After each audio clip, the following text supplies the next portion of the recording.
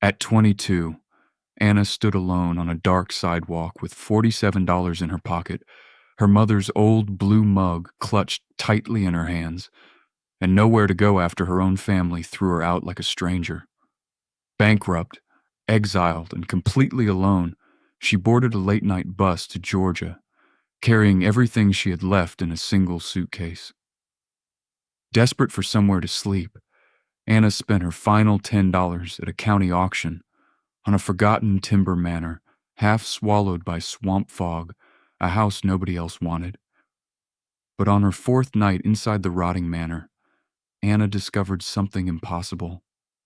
A hidden room behind the fireplace, sealed with 3 rusted padlocks. And what was locked inside the concrete vault beneath the house wasn't money or treasure. It was a 30-year-old paper trail left behind by her late mother. Evidence that the house, Anna's exile, and everything that had happened to her were connected in ways she could never have imagined. Because that $10 house hadn't simply been waiting for someone to buy it. It had been waiting for Anna. Anna was 22 the night she learned family could evict you like a stranger. Her grandmother's chair was still warm when someone set a suitcase by the door. By morning, her bank card didn't work. By noon, the locks had been changed. Richard didn't raise his voice. He didn't have to. He just told her the house was never hers to begin with, and neither was anything inside it. At midnight, she boarded a bus out of Arizona with 1 suitcase, $47, and her mother's old blue mug pressed against her chest. She watched the desert lights disappear and told herself she would figure out Georgia when she got there. She did not know that a house was already waiting for her, one that had been waiting for over 20 years. 2 months later, Anna stood outside a county courthouse holding the last $10 she had left. She wasn't there for property. She was there because she had heard the courthouse sometimes had day work. Then a clerk held up a faded photograph, a timber manor half swallowed by swamp fog, and called out a starting bid of $10. Nobody in the room moved. Anna raised her hand before she had even decided to. The gavel fell. Just like that, a 22-year-old with no family, no home, and $10 to her name owned a house. She found it just before dark. Spanish moss dragged off the roofline, pines pressed in close, and the whole structure leaned like it was tired of standing. Inside, the air smelled like dried lavender and old paper. Whenever the silence got too loud, Anna straightened something. A picture frame, a curtain, anything. It kept her hands from shaking. That first night, she found something that didn't make sense. The house looked wider from the outside than it felt from the inside, by several feet at least. She followed the missing space to the fireplace, where the wallpaper had rotted through to reveal cold metal underneath. Beneath it sat a door, flush with the brick, sealed with 3 rusted padlocks. Anna stood in front of it for a long time. Someone had built this house to keep something locked inside it, and she had just paid $10 for the key. If you've made it this far, stay with Anna a little longer, because the door in that wall wasn't the strangest thing she was about to find inside the manor. And if stories about second chances, hidden family secrets, and people rebuilding their lives from nothing are your kind of story, subscribe and become part of our little community. Tell us where you're watching from. We'd love to know how far Anna's story has traveled. Now, Anna had 3 locks to break, and behind the third one was the first clue that her mother had been waiting for her all along. The first padlock gave way on the third strike of the crowbar, raining rust down over Anna's hands. The second one fought her for an hour. 3 days ago, this house had just been somewhere to sleep. Now, it felt like it was daring her to find out why it had been sealed shut. By the 4th night, only the last lock remained. Anna soaked the chain in vinegar, wrapped it in cloth, and pulled until the metal screamed and gave. She stood frozen, listening. Nothing answered from the dark beyond the door. She lifted her lantern, pushed the iron door inward, and found stone steps leading down beneath the house. She went down them one at a time. The air turned dry and cold. At the bottom, a narrow passage ended at a steel door that opened the moment she pressed her palm flat against it. Inside sat metal cabinets, wooden crates, and shelf after shelf of cassette tapes. Nothing glittered, nothing looked like money, but someone had gone to enormous trouble to bury it all down here. And people don't hide things that don't matter. Anna pulled a file from the nearest cabinet. Property maps, payment ledgers, county forms with names beside land parcels that had changed hands without any record of a sale. One name stopped her. A company out of Arizona she recognized from paperwork Richard had once shown her, years ago, before she had known to ask why. Then a photograph slid out from between the pages. A young woman stood on the Manor's porch, holding a chipped blue mug. Anna turned it over. A date, 30 years back. 3 words written beneath it. Keep this safe. She looked down at the mug in her own hands. Same chipped rim, same white mark near the handle. It was her mother's mug, the one Evelyn had owned before Anna was even born. Anna sank onto the stone floor. Her mother had been here, in this house, decades before Anna had ever heard its name. She had spent years believing the chapter of her mother's life had closed long before she was old enough to ask about it. Now, it was staring up at her from a piece of paper that shouldn't exist. A floorboard creaked above her. Anna killed the lantern. Darkness swallowed the vault whole. Footsteps crossed the study directly overhead, then stopped. 3 slow knocks against the floor. A pause. One more knock. Then, nothing. Whoever was up there knew someone had come inside. But it wasn't the footsteps that frightened Anna most. It was the photograph still clutched in her hand, proof her mother had stood in this house. And if that was true, everything Anna had been told about how her mother died might not be true either. She looked at the photo one more time before the dark took it from her. In the background, past her mother's shoulder, the Manor's front door stood open, and someone was standing inside it. The footsteps above went quiet just as Anna's lantern died in her hand. She pressed her back to the stone and didn't breathe. Somewhere over her head, the boards creaked twice more, then faded toward the front hall and disappeared. She waited a long time before striking a match. The photograph was still in her fist. Her mother, 30 years younger, standing where Anna herself had stood only hours ago, holding the same mug Anna had carried the whole way from Arizona. That single detail cut deeper than the locked door ever had. Anna had spent her whole life believing her mother belonged to a story that ended before Anna was old enough to be part of it. Now the past was looking straight back at her. She flipped the photo over again.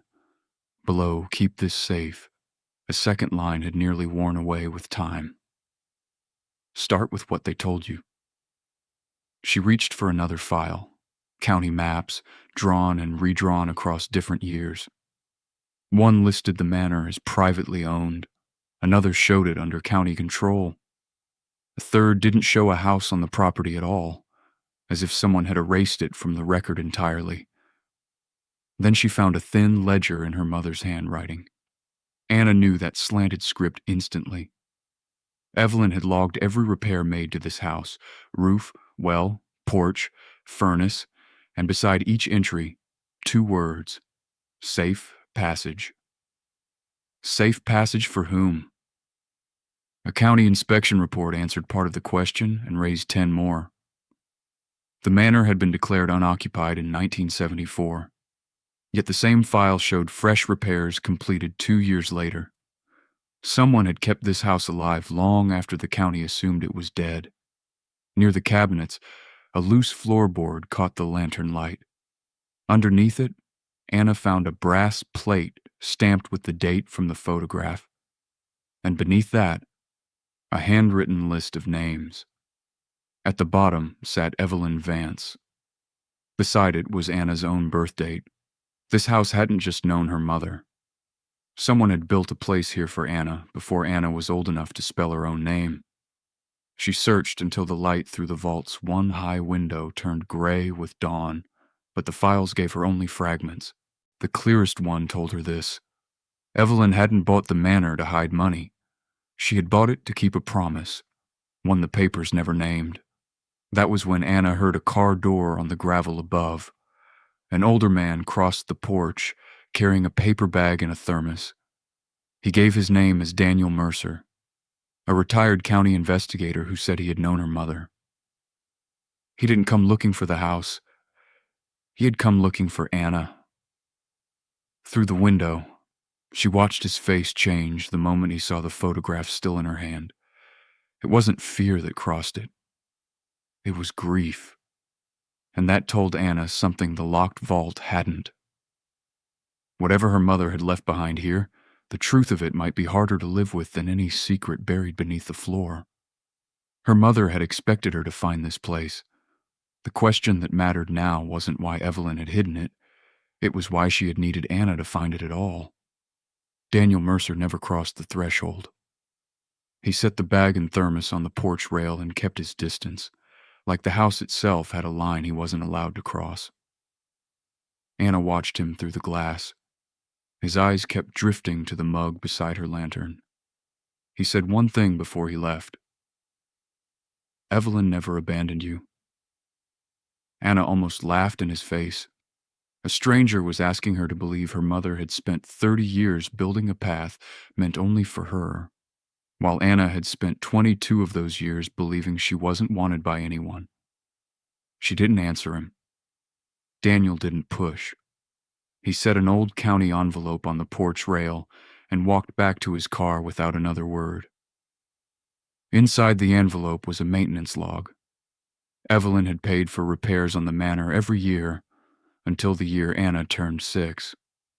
Then, the payments simply stopped. Anna stared at the date until it stopped making sense the way she expected it to. Her mother hadn't vanished from this house when she died. She had stopped protecting it years before that, while she was still very much alive. The question changed shape in Anna's hands. It was no longer why Evelyn had hidden the manor. It was why she had stopped guarding it. Before Anna could chase that thought any further, a black sedan turned up the dirt road. Marcus Hale stepped out in a pressed suit, carrying a leather folder and none of the anger Richard usually sent in his place. He wasn't here to threaten her. He was here to make her an offer. $500,000 for the manor, signed and ready. Anna looked at the check and felt the old wound crack open, the same one from the night the suitcase hit the floor. Marcus left the check on the porch table like it was already settled. Anna didn't sign it. That night, she sat with the mug until the sky turned gray, listening to water drip through the damaged roof. The check sat untouched between them. Then, she noticed something written across the envelope's flap, in handwriting she now recognized. The same 3 words her mother had written on the back of the photograph. Start with what they told you. Anna folded the check in half. For the first time since Arizona, she understood the real choice in front of her wasn't about money at all. It was whether she would keep trusting the version of her life other people had handed her, or finally trust the one she was starting to uncover herself. She tore the check down the center, and she started to wonder whether Marcus had really been sent to buy a house, or to make sure she never found out why her mother had stopped protecting it. Anna pressed the cassette into the old player, and the vault filled with the sound of a woman breathing before she spoke. Her mother's voice. Anna went still beside the table. Evelyn didn't start with money. She started with Anna. She said she was afraid her daughter would grow up believing love meant being shielded from every hard thing, that if Anna never had to struggle, she would never learn what she was actually capable of. So Evelyn had built her a place to stand on her own one day, not as an heiress, not as Richard's dependent, as a woman who chose her own life. Anna lowered her eyes. Every word pushed against a belief she had carried since the night of the suitcase, that being left behind meant she wasn't worth keeping. Then came the piece that reframed everything. Evelyn had stopped paying for the Manor's upkeep the year Anna turned 6 because she had quietly placed the property into a county trust. She knew that if her name stayed attached to it, Richard would eventually find it and take it the way he had taken everything else. The $10 auction wasn't an accident, and it was never meant to make Anna rich. It was meant to hand her back something that was hers by choice, not by inheritance, not by anyone's permission. That was Evelyn's silence, finally explained. She hadn't disappeared from Anna's life by accident. She had stepped back so her daughter could arrive here owing nothing to anyone. The recording went on. Evelyn admitted her deepest fear, that Anna would spend her life believing she was hard to love, simply because the adults around her had failed to prove otherwise. Anna's shoulders shook. This house had never been waiting for a wealthy daughter. It had been waiting for a wounded one. The walls, the records, the photograph, the mug, all of it meant something different now. A mother who had traded her presence for her daughter's chance to discover her own worth. Anna switched off the recorder. For the first time since leaving Arizona, when the fear rose, she didn't reach for the mug. She reached for the door. Daniel was still outside. Anna walked toward him and stopped just short, the way she always had with anyone offering help. For years, accepting it had felt like surrender. Now she understood the difference. Depending on someone wasn't the same as being owned by them. Daniel held out his hand. Anna took it. Weeks later, the manor looked like a different house. The porch was rebuilt. The windows were clean. Light reached corners of the study that had been dark for decades. Anna kept the vault door closed, not to bury a secret, but to hold on to the promise that had brought her there. One afternoon, outside the local shelter, she saw a young woman sitting alone with a worn bag pulled tight against her side, shoulders curled inward, eyes fixed on the ground. One hand locked around the strap like everything she owned might vanish if she let go. Anna knew that posture. She had worn it herself on a bus out of Arizona, with $47 and a mug she wouldn't let go of either. She sat down next to the woman, Clara, and didn't ask for her story. She offered her work instead. Clara looked at her like she was waiting for the catch. Anna held out a key to the manor. It wasn't charity. It was an invitation. As Clara walked toward the house, Anna finally understood what her mother had really left her. It was never the property. It was the chance to make sure someone else didn't have to face exile alone. Anna set the chipped blue mug on the porch railing and watched the evening light settle over the Georgia pines. She had arrived here believing she needed a place nobody could take away from her. What she found instead was a mother who had given up years of presence so her daughter could inherit something no one could ever repossess, the certainty of her own worth. Richard's words had once defined her. Broke, uneducated, powerless. She didn't carry them anymore. She carried a key, a home, and the understanding that losing everything hadn't been the end of her story. It had been the beginning of the one she was supposed to live. Sometimes the door that closes behind you isn't a punishment. It's the one that finally teaches you how to walk forward and how to hold it open for someone else. If Anna's story moved you, subscribe and turn on notifications for the next one. Share it with someone who needs to hear that starting over isn't defeat. Because sometimes what looks like exile is really just the first step home.